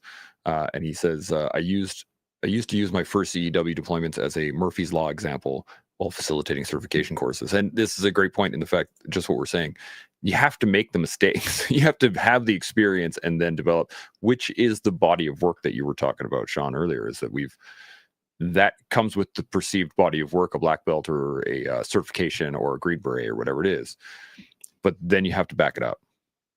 And that's a piece of that, because we have to be able to not only have the certification, not only have the background or the experience, but then bring it to the front when it's needed on a boutique basis, as you like to say, Sean, which is in that moment, in that piece of information, whatever it is, when it pops up and you have that experience, oh yeah, hey, here it is. Anybody want to take this? And then I got Priscilla jumped in here earlier. So thanks, guys, for thoroughly discussing that the white belt aggression issue. And says, I agree with Dan, overbearing ego is a weakness. Now, to this question, what makes a good facilitator? Like, what traits, yeah, that's all I got. What traits make a really good facilitator? When you look at a facilitator, when you look for a facilitator, or feeling the moment properly, you're like, man, that guy's doing a really good job of it. What is it about that person that makes them a good facilitator? I'm going to start with Clay. What do you got? Yeah, I kind of could go with both Alan and Sean, and I agree with Sean that someone who is capable of keeping you in the present, thought process of what's going on, or present moment, however you want to present it.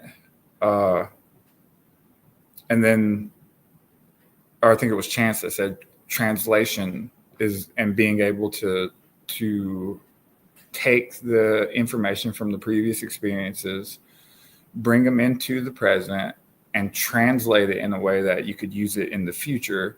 That's important, because not everybody. So, John Donaher, right? If you've ever got one of his instructionals, it's like, oh my goodness, I cannot watch this. Like it's going to take me 40 years to understand the Kimura if I stay on John Danaher right now. Now, he is amazing. Don't get me wrong, but his instructionals, it is literally like going from kindergarten to PhD in like 40.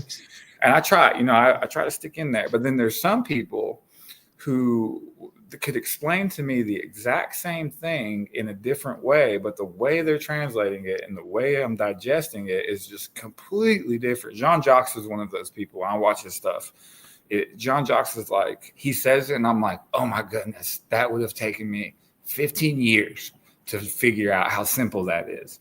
So it's like the be able to be able to take all of these experiences from your past and from the past of, the entire culture of jiu-jitsu and bring it into a digestible, sequence of words and actions that I'm like, oh shit, I'm going to remember this tomorrow. I'm going to remember this now. I think that's what I look for, at least, is when someone just phrases things in that way, the $100, technique or whatever. I just, once I find that person, I'll stick with them for forever, Loyalty to the translator. I love it. Alan, you got any thoughts?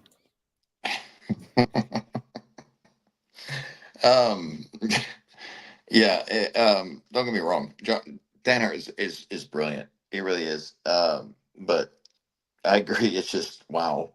It's very, very difficult it's like listening to some type of philosophy lecture on the Kimura.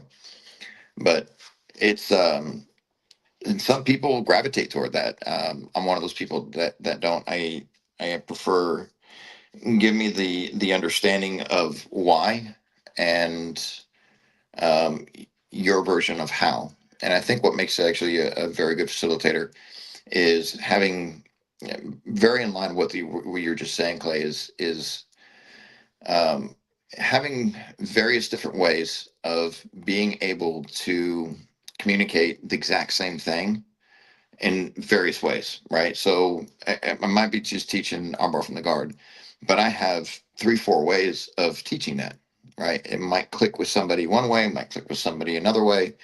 And so understanding your environment and the people that you're addressing, I think is absolutely crucial to being that facilitator of knowledge. And to that communication, and the manner that you're communicating it. So, and I think that you nailed it on the head, Clay. You really did. I've been doing this for 30 years, and throughout that time frame, it's one prime example. I remember this was like 2013. I was rolling with a purple belt, solid purple belt, really good. And I remember him going through a technique, and he kept failing at it. And I was like, dude, why did this fall apart? And he's like, well, and I was like, tell me why. He's like, well, you do it like this. I'm like, I'm fully confident you know how to do this. I know you know how to do this, but why are you doing this? And he had this moment of realization that he knew very well how to do the technique. He just didn't understand why. And by understanding him, not realizing the full flow of the technique and why, for example, I'm controlling this arm, and in his mind was control the arm, pull the head down, put the leg around, extend your hips, keep the legs locked down, and that's how you do it. And he was absolutely right. He had all the steps down. But when I asked him, why are you doing this, so he can figure out the mistakes of it, he just drew a blank. And it's nothing on him. He just was never taught why. And so when I start breaking down, well, you're putting your inside of your knee to block the shoulder so you can't do this. And then when you're putting the leg on top here, you're trying to keep the posture broken. And so when I started breaking down to the why, everything kind of changed for him, and he started evolving on his own. And then he wanted to know how to break down the whys for everything. And I think that's absolutely more crucial, because you can make those corrections on the spot. You can make those corrections while you're moving, and you don't have to give up on a certain position. You just can correct your mistakes then and there, and then keep moving forward or finishing what you're trying to do. So I think that knowing your environment, being able to communicate properly, and understanding the why rather than the how. Understanding the why along with the how is crucial. And I apologize, I forgot the person that made the comment, the humility on that. But it's one thing that I always try to tell people is, like, when I'm rolling with them, especially someone that's a white belt or blue belt, they're very intimidated.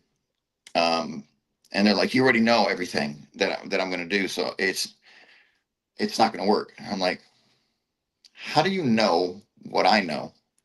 Just try it and see how it goes.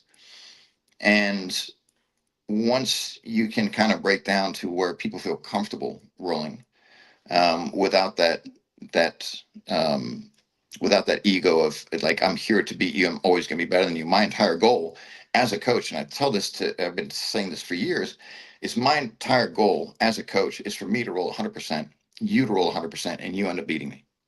That's my goal. Then I've achieved my goal as an instructor. That's what I'm trying to do. But being able to match somebody's level is something I pride myself on. And as they're continuing going, so say, Clay, you're a brown belt, right? So I'm going to keep up with you, right? And I'm just going to go right here. And then as you start to catch up, I'm just going to go a little bit more, right? Because what are you going to learn if I put 100% and there's this massive gap, right, that you just can't meet, and I'm moving so fast, or I'm doing things that you can't see, and it's just not a good learning environment. Versus here, I can just step up just a little bit more to where I'm advancing movement, and you can see it coming, and you're like, oh, I just stopped it, but and you can start thinking about it, and then before you know it, you're like, oh, I need to go here instead. That's what I'm trying to do without having to tell you, right? And that is the key, to really good instruction, to really good, as the topic of this, really good facilitating, and how to be able to communicate that even non-verbally. I love that. One of the things that I teach my students on a pretty regular basis is that if, especially for the white belts, is like, if you force me to move in any way, if I have to transition into something you've never seen before, that means you're doing the right things, because I have to do something new now. And I dig that a lot. Sean, you got any thoughts on any of this? Yeah, apologies. It's that time of day in my office where I get all angelic. It's the sun. Sorry. Sure it is. It's the sun. Yeah, okay. my thought is this, that something that Alan had said about facilitating with any belt for that matter, he's always going to be just a touch above so that they have something to pursue. They're the ones stepping into the void, as it were. They're the ones who are stepping into the unknown to know. But at the same time, as Alan was describing that, I know that from time to time, he is, at least I put money on the table, that he is also displaying, maybe it's not consistently, maybe it's irregularly, maybe it's rarely, but from time to time, he's going to do this. That's what I can do. Or this is my depth.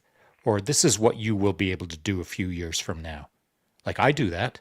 It's not because I want to put the hurt on someone, on a bike or coffee or photography or whatever. Anything that I feel like I'm into, if someone is into it with me, but they're just like that much behind me, every once in a while, I let them know what they will be able to do in the future, not like what I can do. I don't want to get all up in their grill and say, check out me. What I'm doing is I'm up in their grill, and I'm telling them, though they're probably not hearing it, is check out you. This is you that you're looking at. If you want to get in the game is you'll be doing this but better. So you gotta be able to translate that sometimes without words, and doing that right, like without being a jerk, is sometimes a balance depending on the individual that's across from you. If they show up as a white belt and you don't know them that well, you don't know their backstory, you don't know their vibe, you don't know enough about them yet. Like, it's all of facilitation is a open-ended book that you're writing with that individual, like right in the real time. And so, something to think about. this whole conversation, I'm going to postulate something to you guys, and we are almost at 2 hours, so this might take us to the end here, and I want to see if you guys are down with this. So I wrote down that humility is the language of control. So the more humility we have, the more we give up control to the environment. And then the why is the language of facilitation. So by being humble in the moment and learning the lesson and understanding why whatever that lesson needed to be taught got taught, then translate into the next language, which is instruction.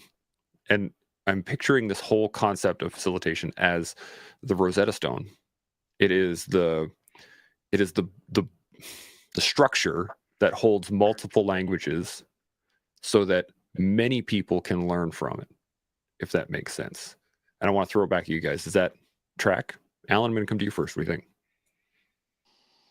Yeah, I actually never heard that. That's actually a good way of putting it. Man, that's something to think about. But I think that also falls into the type of environment that you're trying to achieve. And one of the big things is I don't want to not only just create minions, but I don't want to create bullies either.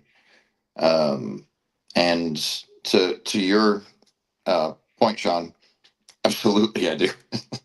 And again, it's not for anything other than not only just to show. It's to kind of like let them see again what you were saying, what they can achieve as well. That they still have a lot to learn. If you just stay at one level, they and just kind of inch up, they get this false sense of accomplishment that I don't want them, and I think that does more of a injustice to them than anything else. So yes, sometimes I do step on the gas, and just to let them know that there's much more to go.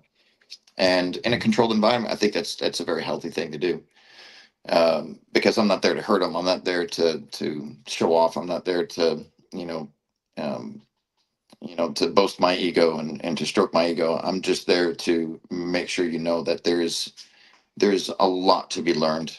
There's a lot further you can go, and it's I think it's a necessity.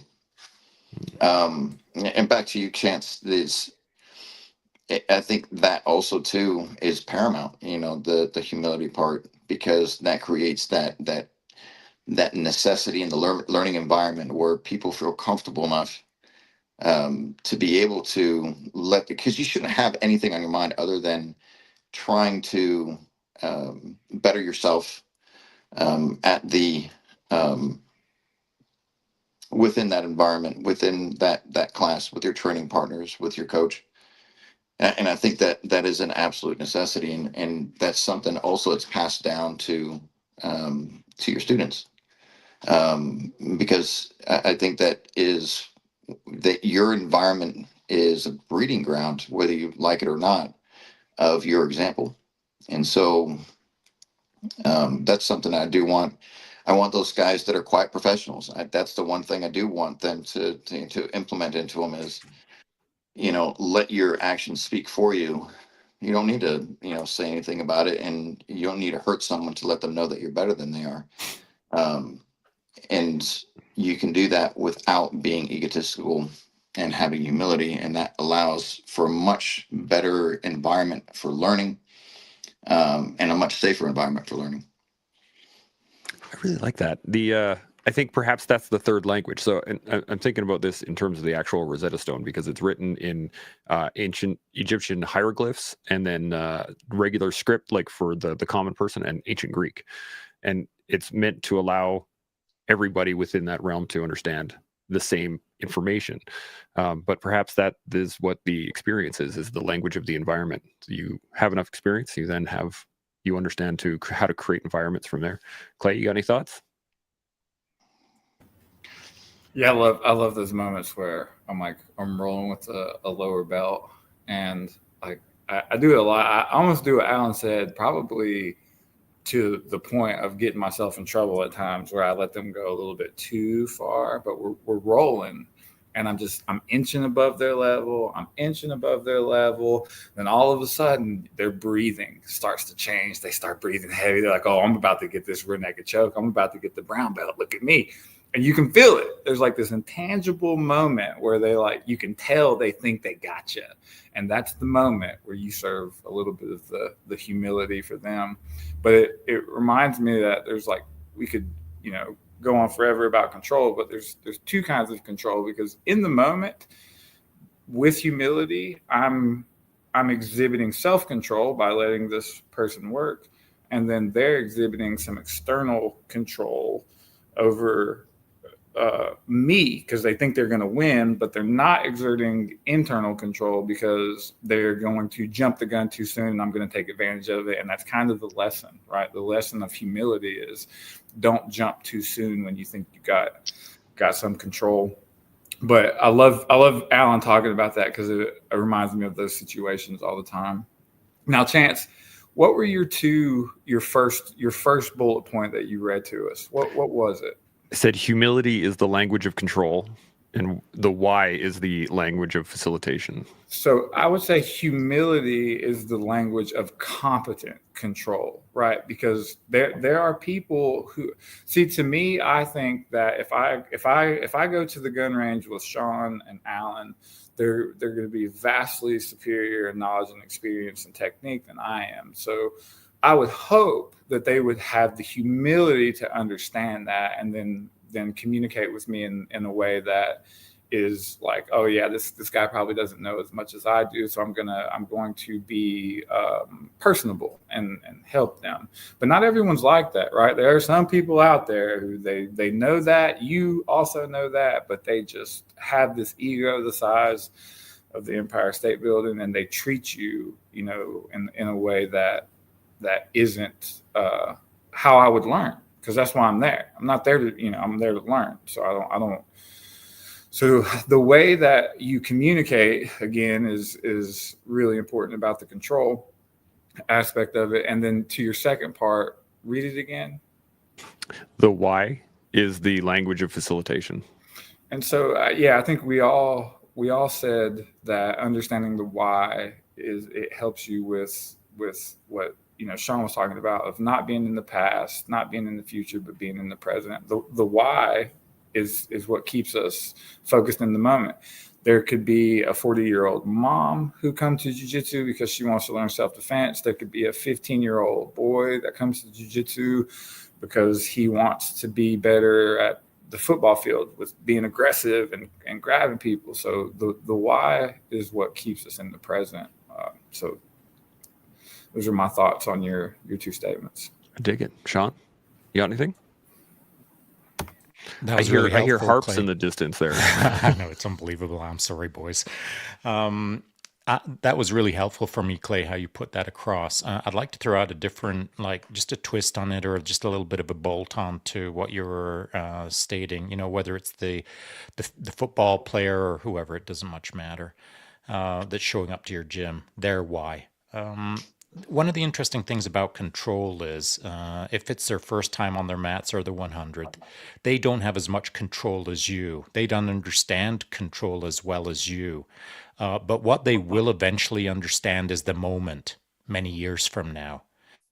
That's a state that even if someone shows up with no control and you're applying all of the control, we'll call it, there will come a time in their life when they'll look back at that and they'll see it for what it was.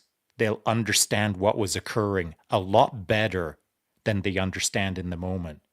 And so the application of control, or the facilitation of the moment, is not just like in the moment, it's also in their head.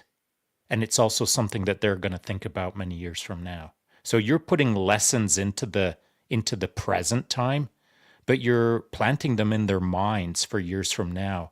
They're learning their sense of future control, perhaps for their kids and for their neighbors, through the moment of control or facilitation that you're sinking into their brain in that moment. So it's like a dual responsibility as I see it.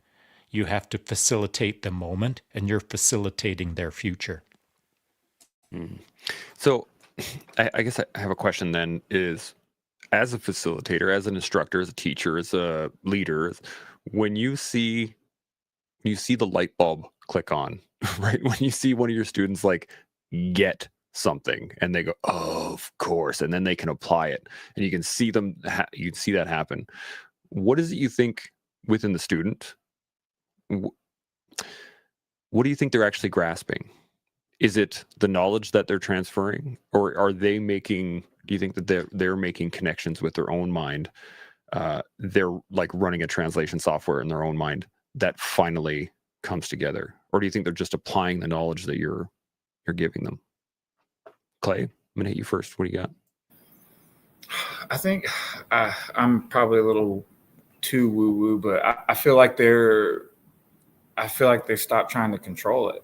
Like when I see a guy, especially in like mixed martial arts or anything, it doesn't really matter. It's like they'll come to you and they'll tell you, you know, my right round kick, I just can't figure it out. And, you know, you'll be like, all right, well, let's go over here, let's check it out. And they show you the right round kick, and it's just, they're tense, and you're watching and they're thinking about it, and they're overthinking this, they're overthinking that. They're not stepping off to the far. They're not relaxed with their hip. And then it's the moment in class in some random time, they just, wow, they hit the pads. And it was like, oh, he understood what needed to happen months ago. But now he's done it so many times that he stopped trying to control it. And once you stop trying to control it and you know what needs to be done, what is it? Repetition, it builds instinct. So through repetition, through understanding, finally, they stop trying to control what they're doing and just let it be natural and instinctive. But that may be a little too, like, you know. No, I dig it. I dig it. Sean, what are you thinking? I think that that is how I like to run things. But what is interesting, Clay, you can think about this over the rest of the day, is just a few days ago, someone jumped into my DM, and I'm going to make this story super short because I've already told Chancey Boy it. We already talked about it on a podcast. Jumped into my DMs and said, hey, I got some free tips for you about how to do a better spinning back kick. Like, I've been doing spinning back kicks for over 40 years, and I thought, man, this guy better have some freaking good tips if he's going to be all up in my grill with this. Anyway, make a very long story short, his tip was legit, and I've been implementing it, and what I had done is I deviated from the fundamentals of the spinning back kick that I started over 40 years ago, trying to deconstruct the technical applications of it so that I could then, like, not have any telegraphing. Like, I wanted to remove all of the telltale signs that I was going to do a spinning back kick. I did it to such a degree that I wasn't doing a spinning back kick properly anymore. I was just doing Sean's kick. And so I had given up such control to explore the moment that the moment had pulled me away from what I was exploring. Does that make sense? I dig it. Alan, you got any thoughts on any of this? I call those Miyagi moments.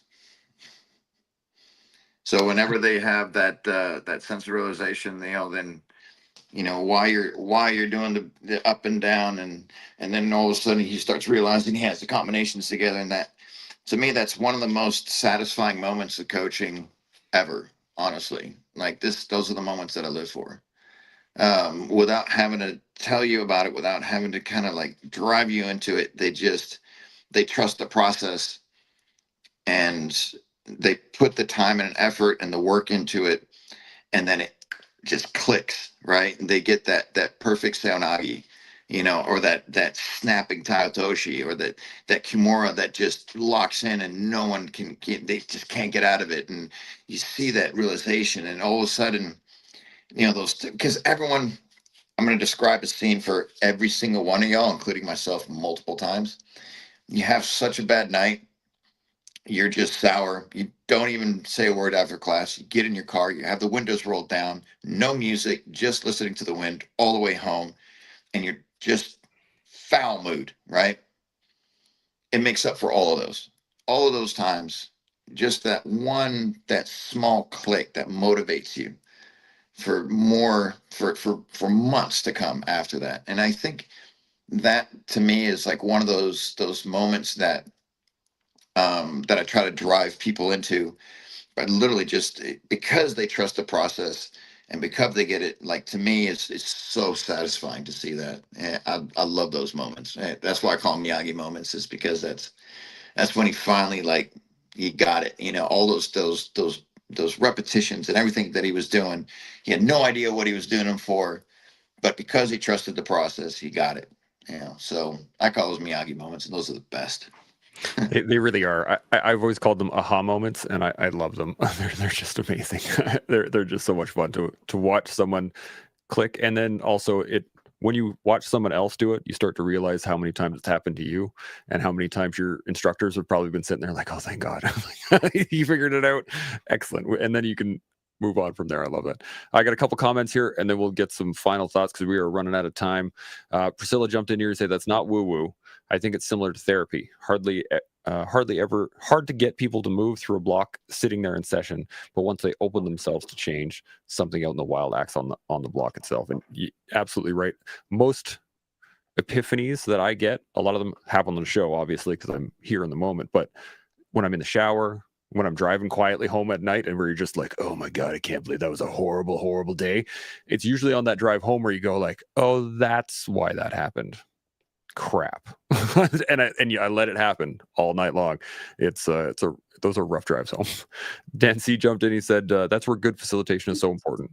Practice makes perfect, but if you are practicing wrong without proper facilitation, then practice makes permanent. And that is a fantastic point. You're absolutely right. Was it perfect practice makes progress? Something like that. You can play with a lot of P words in there. Let's pull back from all that right now, and I want to see if anybody guys have any final thoughts. This has been a fantastic conversation, by the way. So thank you, Clay, Sean, Alan. This has been awesome. Any final thoughts bubbling in the back of your brain? Clay, I'm gonna hit you first. What do you got? No, I know I'm going to be still in Miyagi moments for forever now, Alan. I'll give you credit though. I'll make sure I'm like, this is from Alan Shebaro, but hey, it's Miyagi moments it's a better way to put it. I think it's clever. No, I think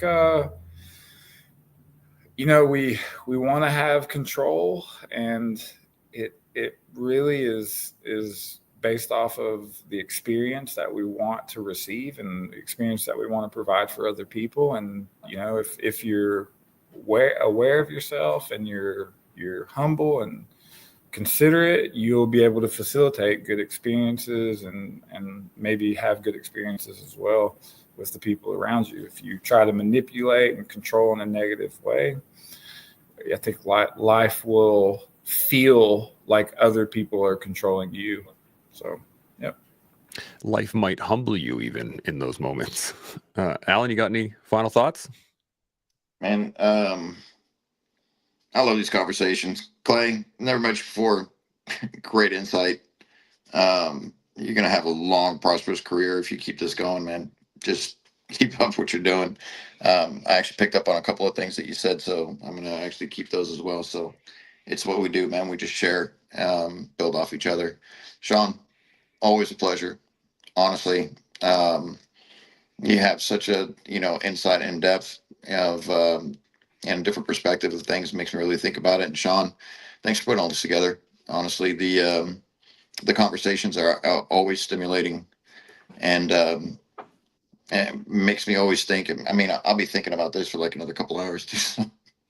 So thanks, guys. I really appreciate it. That's what we do here at the Collective. We share information, and then we walk away going like, I don't think I know anything. Sean, you got any thoughts?